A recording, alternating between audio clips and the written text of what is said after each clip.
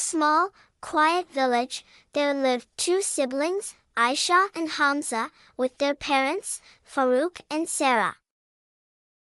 The family lived a simple life, yet they were content and happy. Farouk was a farmer, and Sara took care of the household. Together, they raised Ayesha and Hamza with strong values of love, respect, and gratitude. Ayesha was 14 and Hamza was 10. They were inseparable, not just because they were siblings, but because they shared a common love for their parents.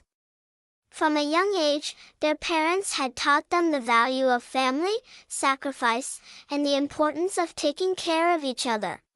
Ayesha often helped her mother with household chores, while Hamza accompanied his father to the fields, learning how to farm and take care of the land. Every evening, after dinner, the family would sit together and talk about their day. This was their favorite time, filled with laughter, stories, and the warmth of togetherness. Ayesha and Hamza loved their parents dearly and were always thinking of ways to make them happy. One summer evening, as the family sat under the old banyan tree near their house, Sara told the children about a wish she had always carried in her heart.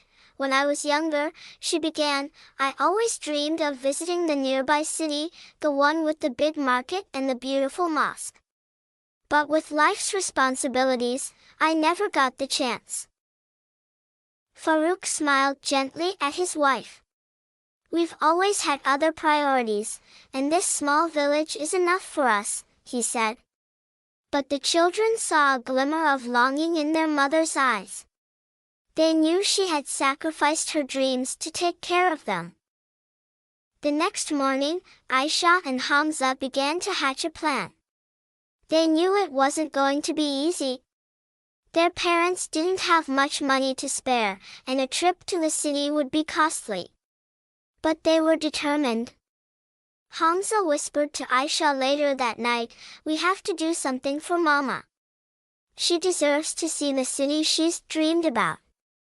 Ayesha nodded. We will, Hamza. We'll make her dream come true.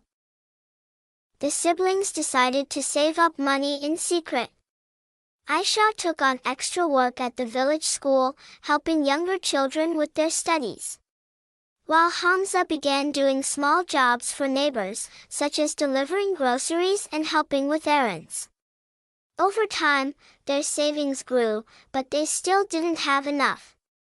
One day, when Farouk and Sara were out visiting relatives, the siblings made a decision, we should sell the golden bangles Mama gave us for Eid last year, Ayesha suggested hesitantly.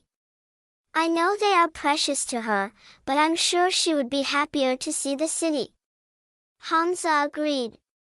It was a tough decision, but they knew their mother's happiness meant more than the jewelry. They took the bangles to the village jeweler and sold them, feeling both sad and excited at the same time. With the money, they finally had enough for the trip. Months passed, and the siblings continued to work hard without letting their parents suspect anything. Then, on Sara's birthday, they revealed their surprise. Mama, Baba, Ayesha said, her eyes twinkling with excitement.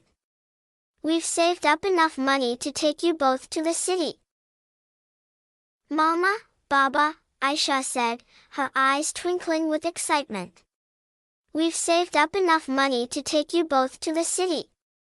Sara and Farouk looked at their children, astonished. But how? Sara asked, tears filling her eyes. We never wanted you to sacrifice anything for us. Hamza spoke up, Mama, you've given us everything. This is our way of giving back to you. You've always wanted to see the city, and we want to make your dream come true. Farouk smiled with pride, his eyes filled with emotion. You two have grown up to be so thoughtful and loving. We are blessed. Sara embraced her children, her heart overflowing with gratitude. You've given me the greatest gift I could have ever imagined. The following week, the family set off on their journey to the city. It was a long trip, but the siblings could hardly contain their excitement. They had worked so hard to make this moment happen, and seeing the joy on their parents' faces was worth every sacrifice. As they entered the bustling city, Sarah's eyes sparkled with wonder. The marketplace was filled with colorful fabrics, spices, and jewelry, just as she had imagined.